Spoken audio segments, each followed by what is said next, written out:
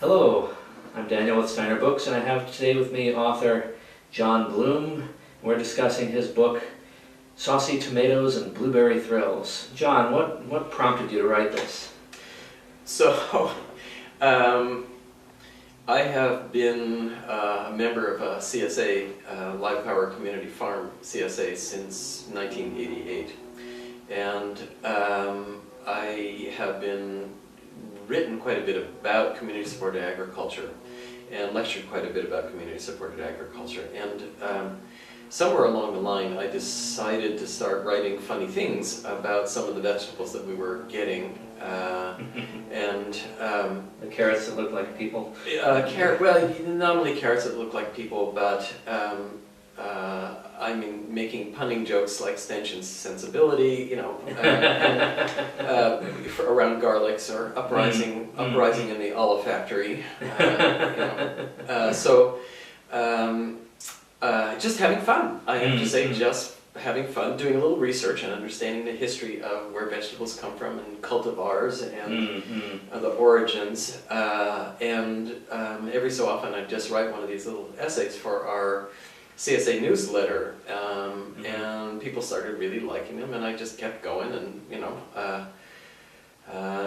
and because it was just fun for me, I have to say, and I learned a lot. And one result was a very dear friend of mine I gave a copy of the book to, who said, you know, this is hilarious, it's just one pun after another, because it's actually a book full of puns. I mean, that's really, to be honest, that's kind of what it's about. And they said, I was laughing all the way through and suddenly realized that I understood associative economics and biodynamic agriculture more than I ever would have if I'd gone to read, you know, many of Rudolf Steiner's lectures on biodynamics or otherwise. Right. So it is a very gentle, humorous way through the vegetables themselves, and in some cases fruits, because you know, one could argue, and the Supreme Court decided the tomato was not a fruit, which it is, but anyway.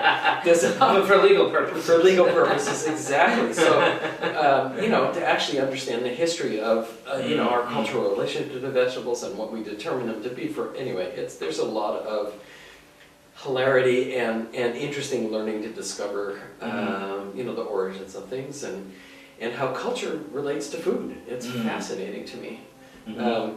My favorite was actually, there is a carrot orchestra.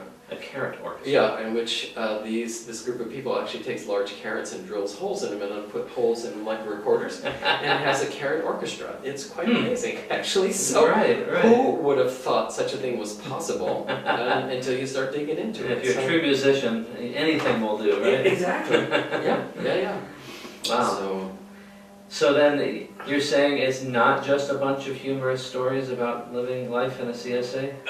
So it's not so much living life in the CSA, because it's really written from the point of view of an eater. And you know, I'm not a farmer at all. I mean, I have incredible appreciation for the role of the farmer. I have plowed behind a horse and held that till and understood just how amazingly beautiful and difficult and challenging, physically challenging that work is. So I would never write it without having some sense of the nature of the work that produces food and what the vocation of farming really is.